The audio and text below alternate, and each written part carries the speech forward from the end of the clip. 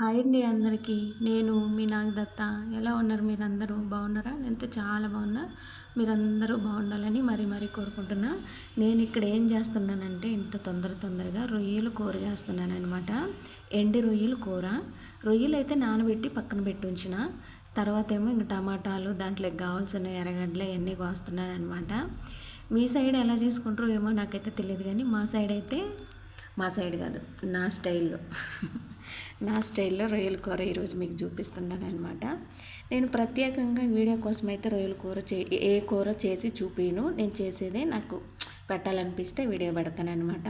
మీరు అందరు చూడండి, ఎవరికైనా నచ్చితే మీరు ట్రై చేయండి ఒకసారి నా లెక్క. నేనైతే కూరకి ఎన్ని కావాలో అన్నీ టమాటాలు, ఇంకా ఎర్రగడ్డలు, పచ్చిమిరపకాయలు తరుగుతున్నాను అనమాట. ఆడ స్టాండ్ పెట్టే అంత వీలు లేదు అసలు, లేకపోతే స్టాండ్ పెట్టి తీస్తే బాగుండేది. స్టాండ్ పెట్టడానికే వీలు లేకుండా పోయింది. కిచెన్ అయితే పెద్దగా ఉందిలే, కానీ చెరువులాగా వీలు లేదనమాట. ఇంక నేను బియ్యం కడిగి రైస్ కుక్కర్లో వేసేసిన, అన్నం అయిపోతుందనమాట. ఇగో టమాటాలు ఇవన్నీ, ఇదిగో రొయ్యి పొట్టు నానబెట్టి పెట్టిన. ఈ రొయ్యి పొట్టుకు ఒకటి ముందే చేయాలి.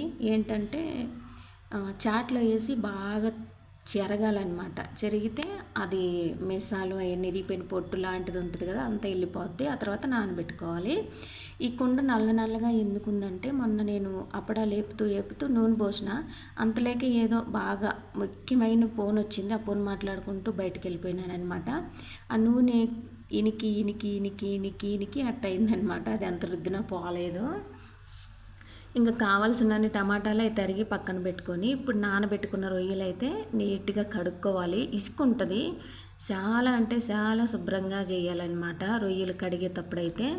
ఇంకా ఒకటి ఉంటుంది ఏంటంటే, అది మనం ముందే బాండీలో వేసి లైట్గా డ్రై రోస్ట్ అంటారు కదా, అలా వేపితే బాగుంటుంది అనమాట. ఇసుక అంతా బాండీలోకి వచ్చేస్తుంది. ఎందుకంటే మరి లేక రాలిపోద్దేమో నాకు తెలియదు, మరి అలా వస్తుంది, రానైతే వస్తుంది. ఇంకా నేనైతే ఒక 4-5 సార్లు కడిగిన. ఇసుక అయితే బాగా ఫుల్ ఉంది, ఏం ఇసుక లేకుండా కడిగినాను అనమాట. ఈ మరి అంత చిన్న రొయ్యలు ఏం కాదు, ఒక కొంచెం పెద్దగానే ఉన్నాయి. ఇటుకి మిస్సాలు అవన్నీ తీసేయాల్సి ఉండింది, కాకపోతే అక్కడక్కడ తీసేసిన నేను. కచ్చపచ్చగా ఉండేసినది అనమాట. ఇదిగో టమాటా, ఇంకా ఉల్లిగడ్డ, ఇంకా పచ్చిమిరపకాయలు, ఇవన్నీ ఒక దబరాలో వేసి పెట్టుకున్నా. ఇప్పుడు ముందుగా మనం కడిగి పెట్టుకున్న రొయ్యి పొట్టు కూడా దీంట్లో నీళ్ళు ఏం లేకుండా పిండాలి. ఇట్ట అద్దుకున్నా కూడా దాంట్లో నీళ్ళ శాతం ఉండొద్దు, అట్ట ఉండాలని అంత గట్టిగా పిండాలి.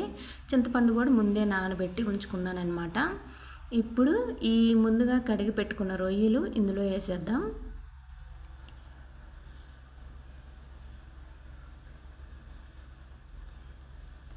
మొత్తం అన్నీ ఇందులోకి వేసేసి అన్నీ ఒక దాంట్లోనే ఇంకా ఒకేసారి కలుపుతాం కాబట్టి ఇలాగనమాట.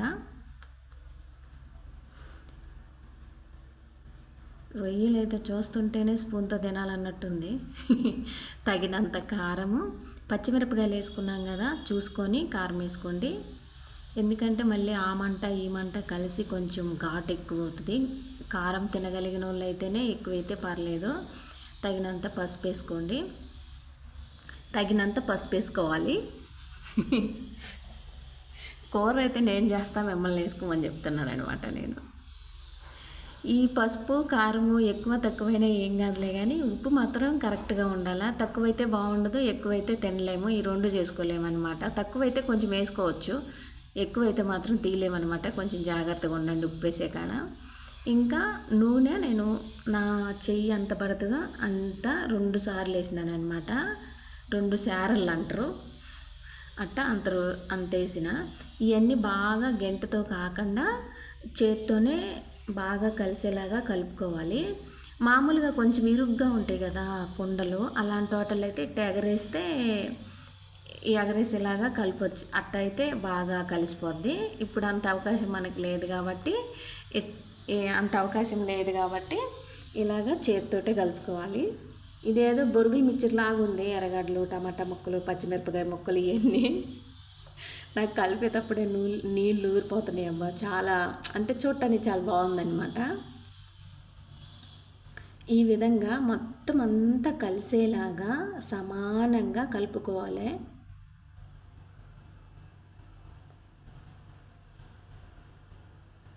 ఇదిగో కలిసిపోయింది. ఇంకా ఇప్పుడు గ్యాస్ మీద పెట్టేసుకుందాం అనమాట. గ్యాస్ వెలిగించుకొని గ్యాస్ మీద పెట్టేసుకొని ఇప్పుడు ఇదేంటంటే కొంచెం బాగా అంటే ఈ టమాటాలు మెత్తబడేదాకా ఉడికించుకోవాలి. ఎక్కువ వద్దు, ఊరకట్ట మెత్తబడితే చాలన్నమాట.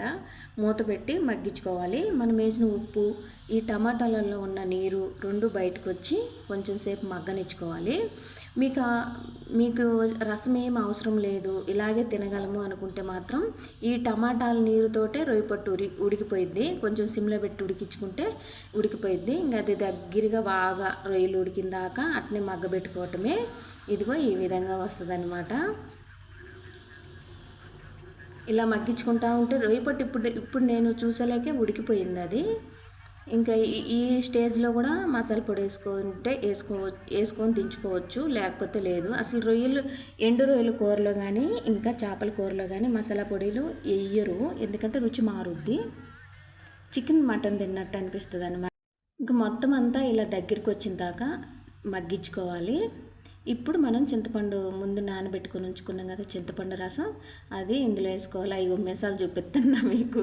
నేను అక్కడక్కడ దింపినా, ఇంక మిగతాయి అవి ఏం పెద్ద ప్రమాదం ఏం కాదు, పర్లేదు. చిన్న రొయ్యలే కదా, పెద్ద రొయ్యలకైతే తప్పనిసరిగా తీయాలి. నేను ముందుగా పిసికి పెట్టుకున్న చింతపండు పులుసు అంతా నాకు ఎంత కావాలో అంతా మొత్తం అంతా వేసేసినాను అనమాట. మీరు ఒకటి గమనించుకోవాలా, మీరు రసం ఎంతైతే కావాలో మీకు అంతే నీళ్ళు పోసుకోండి, అంటే చింతపండు గుజ్జు పోసుకోండి. ఎందుకంటే రొయ్యలలో పోసే నీళ్ళు అంత తొందరగా ఇనకవు, ఎందుకంటే కొంచెం ఎక్కువ టైం తీసుకుంటుంది. అందుకని మీకు ఎంత కావాలో అంత, మనకి ఇంతసేపు ఉడికితే ఈ రసం సరిపోద్ది అన్నట్టుగా పోసుకోవాలి. ఎక్కువైతే నీళ్ళు ఇనకవు, ఇది ఒకటి గమనించుకోండి. ఇంకా నాకైతే సరిపోతుంది ఇది, ఇంత పోసినానమాట. ఎందుకంటే మాకు రసం కావాలి కాబట్టి నేను వేసిన. మీరు రసం మీకు తగ్గట్టుగా, అంటే మీరు ఒకవేళ నేను చేసినట్టు చేస్తే మాత్రం కొంచెం వాటర్ తగ్గించుకొని పోసుకోండి. ఇది ఇంతే. ఇంక మూత పెట్టి ఉడికిందా ఉడకబెట్టాలన్నమాట. ఇంకా తినడానికి రెడీగా ఉంటుంది రొయ్య కూర. ఇంకా గోంగూర రొయ్యలు అయితే అదిరిపోద్ది. మూత పెట్టి బాగా ఉడకాలన్నమాట. ఇదిగో ఉడికిపోయింది, దగ్గరికి వచ్చిందనమాట. ఇంకా తింటమే తరువాయి. చూస్తుంటేనే నీళ్ళు ఊరిపోతున్నాయి కదా. అలా నేను ఏదైతే దబర పెట్టినానో అది అడుగును మసింది కదా, అదేమి అసలు ఓడదు, కూరలు ఎగ్గురు రాదనమాట. ఎందుకంటే అది నేను బలం కొందే దోమినా కూడా అది బాగాలేదు కాబట్టి రాదు. ఇంక రెడీ అయిపోయిందనమాట. ఒకటి గుర్తుపెట్టుకోండి, మసాలాలు వేయొద్దు రొయ్యపట్టు కూరలో, మనం అట్టాగే దించేసుకోవాలి. మసాలాలు అస్సలు వేయొద్దు అనమాట. చూసినరా ఎంత బాగుందో, చింతపండు పులుసు పోసి టెక్కా ఉడుకుతుందనమాట.